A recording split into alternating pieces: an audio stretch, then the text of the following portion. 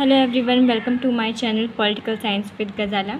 आज हम unit first को करेंगे पॉलिटिकल थ्योरी और आइडियोलॉजी का। हम कल क्लास में देख चुके थे कि पॉलिटिकल थ्योरी क्या होती है, आइडियोलॉजी क्या होती है। वैसे तो पॉलिटिकल थ्योरी करवाना चाहिए थी मुझे, लेकिन मैं पहले आइडियोलॉजीज़ को कवर करवाऊँगी, क्योंकि आइडियोलॉजी को एक बार समझ लेंगे तो उसके बाद पॉलिटिकल थ्योरी को समझना बहुत आसान हो जाएगा। और इसमें टॉपिक हमारा रहेगा लिबरलिज़म। इस लिबरलिज़म टॉपिक को हम दो पार्ट में करेंगे। पार्ट 1 में हम लिबरलिज़म क्या है, लिबरलिज़म की मूल मान्यताएं क्या होती हैं, लिबरलिज़म के टाइप्स क्या होते हैं, ये समझेंगे। और जो दूसरा पार्ट हमारा जो कि कल आएगा, उसमें हम इम्पोर्टेंट थिंकर्स को देखेंगे लिबरलिज़म से रिलेटेड, एंड उनके जो थॉट्स हैं, क्योंकि एग्ज़ाम में सबसे ज़्यादा पूछे जाते हैं, वो डिस्कस करेंगे। और उसके बाद इससे रिलेटेड जो PYQ है वो डिस्कशन करेंगे हम कल की क्लास में पार्ट 2 में। चलिए आज शुरू करते हैं हम अपना टॉपिक। लिबरलिज़म क्या है? लिबरलिज़म एक ऐसी आइडियोलॉजी है जो किसी भी प्रथा या परंपरा को नहीं मानती है। ये सिर्फ व्यक्ति की स्वतंत्रता को महत्व देती है, अधिकार को महत्व देती है, सहिष्णुता को महत्व देती है, डेमोक्रेसी को महत्व देती है और लिमिटेड गवर्नमेंट को महत्व देती है। लिमिटेड गवर्नमेंट का मतलब है सीमित सरकार, यानी कि राज्य का इसमें हस्तक्षेप बहुत ही कम होगा। राज्य का हस्तक्षेप कम इसलिए होगा क्योंकि अगर राज्य का हस्तक्षेप ज़्यादा होगा तो व्यक्ति की जो स्वतंत्रता है वो सीमित हो जाएगी। अच्छा, मैंने यहाँ पर लिबरलिज़म की कोई डेफिनेशन नहीं दी है, मैंने बस यहाँ पर कीवर्ड याद रखे हैं, क्योंकि आइडियोलॉजी को याद रखने के लिए इसके कीवर्ड याद होना बहुत ज़रूरी है। और ये कीवर्ड आपको अच्छे से याद रखनी भी है, क्योंकि ये एग्ज़ाम में आपको बहुत हेल्पफुल रहेगा। आज आगे चलिए, अब हम देखते हैं इसका विकास कैसे हुआ। इसका विकास जो है 16वीं शताब्दी में हुआ था, यूरोप में हुआ था। यूरोप में क्या था, यूरोप में उस टाइम धर्म का शासन था, यानी कि वहाँ पर उस टाइम दो तरह की चर्च हुआ करते थे, कैथोलिक चर्च हुआ करता था और प्रोटेस्टेंट चर्च हुआ करते थे। और राजा जो है चर्च के अधीन ही हुआ करता था।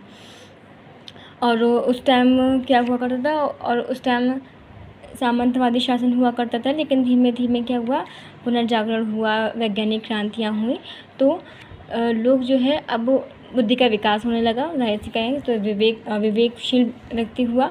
और फिर उन्होंने राजतंत्र की जगह लोकतंत्र आया वहाँ पर, एंड वहाँ पर फिर सामंतवादी व्यवस्था ख़त्म हो गई थी, क्योंकि उद्योग क्रांतियाँ हुई थी, तो जो पूंजीपति वर्ग थे वो आ गए थे, सामंतवादी जो लोग थे वो ख़त्म हो गए थे, और पूंजीवादी वर्ग का जो महत्व था वो ज़्यादा बढ़ गया था, क्योंकि वो शक्तिशाली हो गए थे उस टाइम। ठीक है, फिर अमेरिका क्रांति आई, इंडस्ट्रियल रिवॉल्यूशन आया। तो इसी तरीके से हम देखें तो लिबरलिज़म का विकास देखने को मिलता है। फिर ये सारी PPT मैंने आपको दे दी है। French revolution rise and the middle class, यानी कि मध्यम वर्ग का उदय हुआ था। फ्यूडलिज्म, संघवाद का जो है ख़त्म हो गई थी, और इंडिविजुअल राइट, यानी कि व्यक्ति के जो अधिकार थे वो आ गए थे। ग्रोथ ऑफ द कॉन्स्टिट्यूशन, यानी कि संविधान का विकास हुआ था, सरकार का विकास हुआ था, रूल ऑफ लॉ, विधि का शासन जो था वो आया था। लिमिटेड गवर्नमेंट, सीमित सरकार को अपनाया गया था। यहाँ पर सरकार को सीमित रखने के पर्पज़ हम ये समझा चुके हैं आपको। अब हम देखेंगे types of the liberalism. Types of the liberalism देखेंगे। हाँ, types of the liberalism. Liberalism में भी टाइप्स देखने को मिलते हैं। इसमें 3 तरह के लिबरलिज़म है। क्लासिकल लिबरलिज़म है, दूसरा मॉडर्न लिबरलिज़म है, और तीसरा है न्यू लिबरलिज़म। इनका विकास हुआ, सबसे पहले का स्टेज है क्लासिकल लिबरलिज़म। इसका पीरियड देखने को मिलता है 17th से लेकर 19th सेंचुरी के बीच में। इसका मेन आइडिया क्या था? इसका मेन आइडिया इंडिविजुअल फ्रीडम, यानी कि यहाँ पर व्यक्ति की स्वतंत्रता को सबसे ज़्यादा महत्व दिया गया था। रोल ऑफ द स्टेट, यहाँ पर स्टेट का महत्व क्या था? यहाँ पर स्टेट का महत्व था मिनिमल स्टेट, यानी कि राज्य के कार्य जो होंगे बहुत ही सीमित होंगे, लिमिटेड होंगे। कितने लिमिटेड होंगे? राज्य का कार्य सिर्फ और सिर्फ पुलिस शासन बनाए रखना होगा, विधि का शासन बनाए रखना होगा, बस। इसके अलावा अर्थव्यवस्था पर बिल्कुल भी देखो नीचे देखेंगे, लेसर फेयर का सिद्धांत है, लेकिन अर्थव्यवस्था पर बिल्कुल भी राज्य का कंट्रोल नहीं होगा, एकदम फ्री हो गया। हस्तक्षेप की नीति अपनाई गई थी इसमें।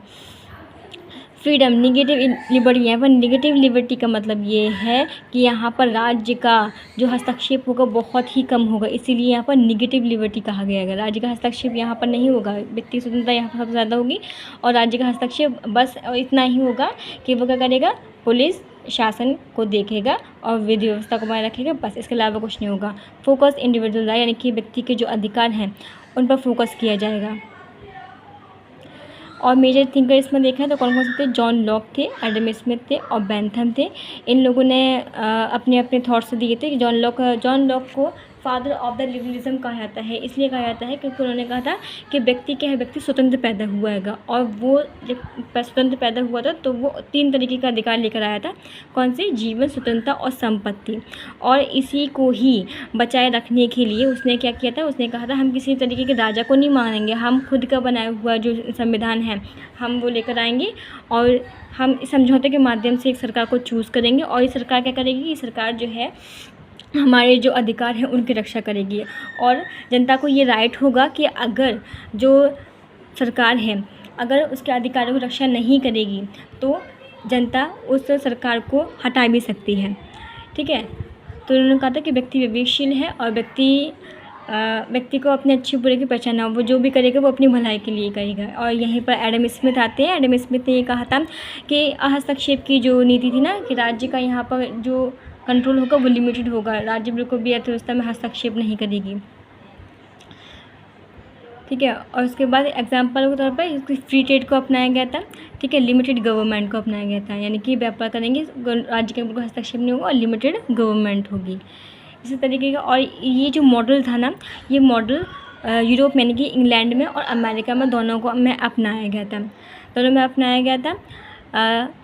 और फिर उसके बाद दूसरा मॉडल आता है मॉडर्न लिबरलिज्म आता है। मॉडर्न लिबरलिज्म में यहाँ पर इसका टाइम पीरियड है 19th सेंचुरी से लेकर 20th सेंचुरी के बीच का टाइम पीरियड है।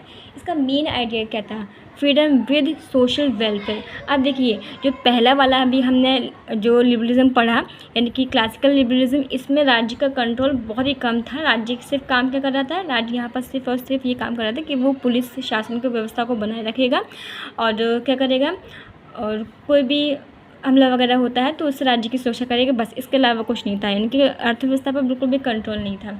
अब यहाँ पर राज्य का रोल हो गया है वेलफेयर स्टेट का। वेलफेयर स्टेट अब यानी कि राज्य क्या करेगी, यहाँ पर राज्य का अर्थव्यवस्था पर थोड़ा सा कंट्रोल होगा और वो कर लेगी, जो भी पूंजीपति हैं उनसे थोड़ा बहुत टैक्स लगाएगी उन पर, और टैक्स लगाने के बाद जो भी पैसा आएगा वो क्या करेगी, वो लोगों के कल्याण के लिए काम करेगी, यानी कि उन्हें मुफ्त जो सुविधाएं हैं वो प्रोवाइड करेगी, जैसे कि शिक्षा है, स्वास्थ्य है, ये सभी जो चीज़ें हैं उनके वेलफेयर के लिए वो प्रोवाइड करेगी। तो यहाँ पर राज्य का दायरा क्या हो गया, यहाँ पर राज्य का दायरा बढ़ गया। अब यहाँ पर राज्य का दायरा बढ़ गया यानी कि यहाँ पर व्यक्ति की जो स्वतंत्रता कैसे होगी, थोड़ी सी कम हो गई। जाहिर सी बात है, हमारे पास 100 रुपये है, 100 रुपये में से हमने ये कह दिया कि 20 रुपये तुम्हारे पास रहेंगे, इसका 80 जो है मेरे पास रहेंगे। अब 80 रहेंगे, ठीक है, 20 उनके पास रहेंगे, तो 80 मेरे पास ज़्यादा रहेंगे। लेकिन अगर वही हम उसका दायरा बढ़ा दें कि हम उससे कह दें कि 40 तुम्हारे रहेंगे और 40 तुम्हारे रहेंगे और बाकी के बच्चे को 60 जो है मेरे रहेंगे। अब मेरे क्या हुआ, मेरे जो अधिकार थे 80% थे, अब 80% से घट के कितने परसेंट रह गए हैं, सिर्फ और सिर्फ 60% रह गए हैं। तो यहाँ पर राज्य के जो अधिकार हैं वो बढ़ गए और हमारे अधिकार क्या हो गए, सीमित हो गए। ठीक है, तो यहाँ पर फ्रीडम कैसी हैगी, पॉजिटिव लिबर्टी, यानी कि यहाँ पर राज्य का क्या है, यहाँ पर राज्य का हस्तक्षेप है हमारी स्वतंत्रता में। ठीक है, इस पर focus social justice and equality पर किया गया था, यानी कि सामाजिक न्याय और क्या है, समानता पर ध्यान दिया गया था।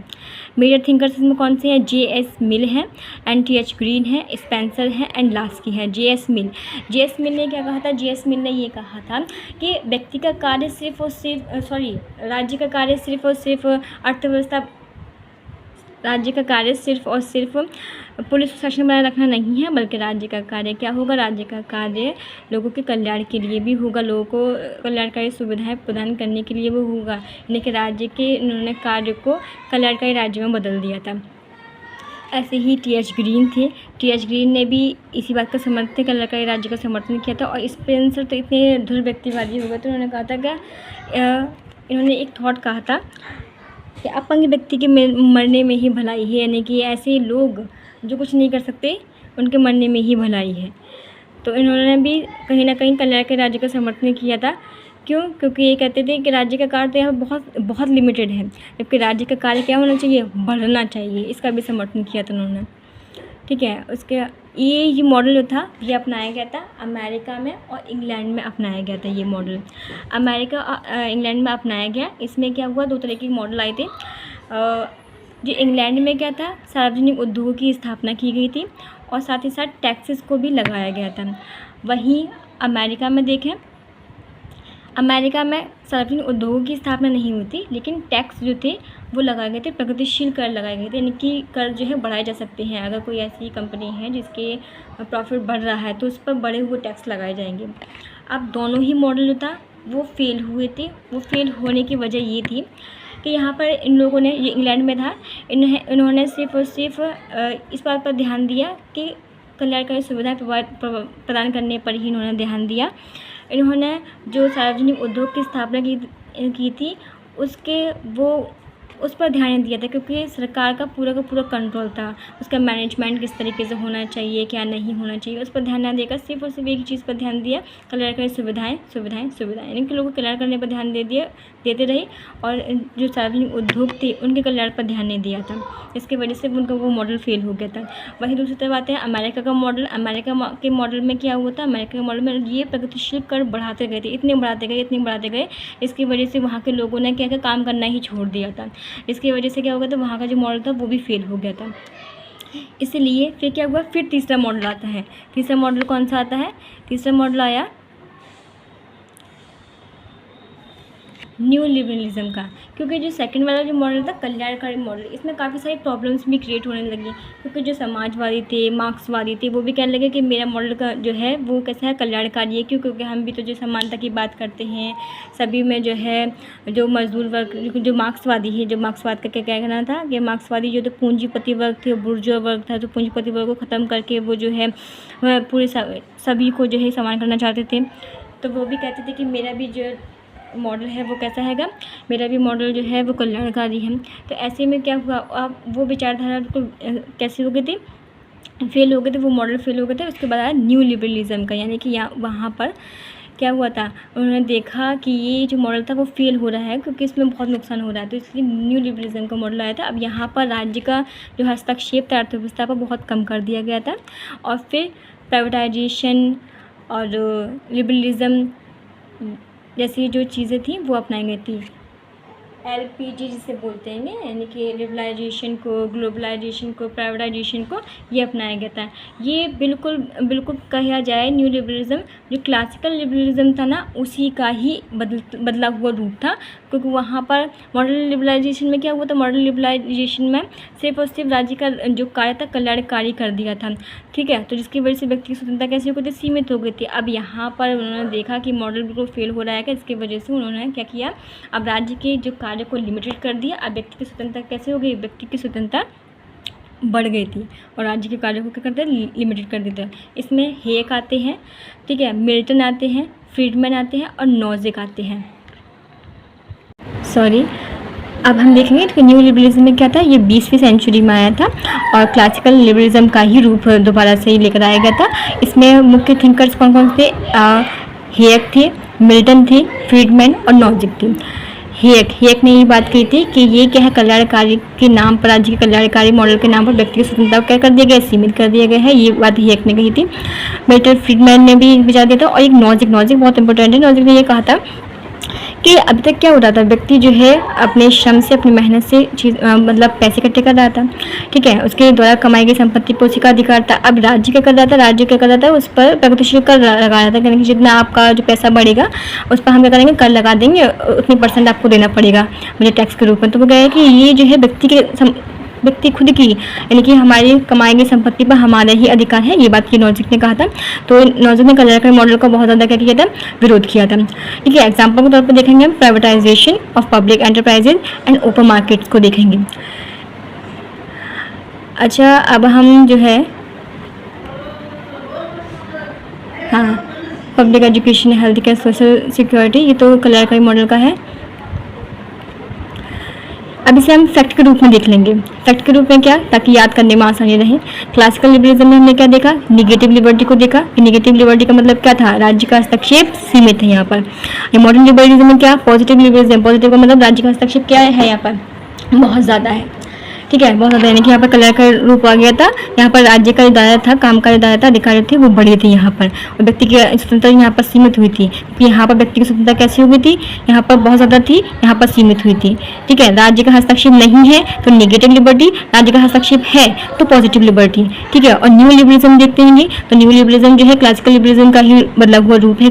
जब इन्होंने देखा कि जो मॉडर्न लिबरलिज्म में काफ़ी सारी टेंशन क्या, काफ़ी सारी बुराइयां देखने को मिल रही हैं, तो फिर प्राइवेट जो न्यू लिबरलिज्म में क्लासिकल जो मॉडल था वो फिर से अपना लिया गया, और फिर जो सरकार का जो कंट्रोल था उसे खत्म करके प्राइवेटाइजेशन, लिबरलाइजेशन एंड ग्लोबलाइजेशन को अपनाया गया था।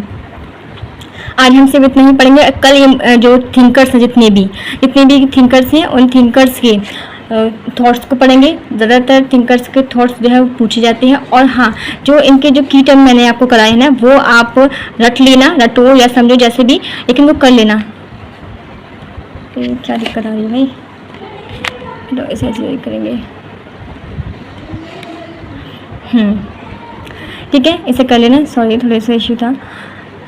आज की टॉपिक हम यहीं पे ख़त्म करेंगे मोटिवेशनल लाइन के साथ में। Keep learning, keep growing and never stop believing in yourself. यार देखो, लोग जो हैं, लोगों पर कभी भी ध्यान मत दो। आप क्या हो क्या नहीं हो ये आपसे बेहतर कोई नहीं जानता हैगा। इसीलिए सिर्फ और सिर्फ खुद पर यकीन करो और मेहनत करते रहो, और मेहनत कभी किसी की बेकार नहीं होती, आपको ज़रूर कभी ना कभी सफलता मिलेगी। ठीक है, थैंक यू।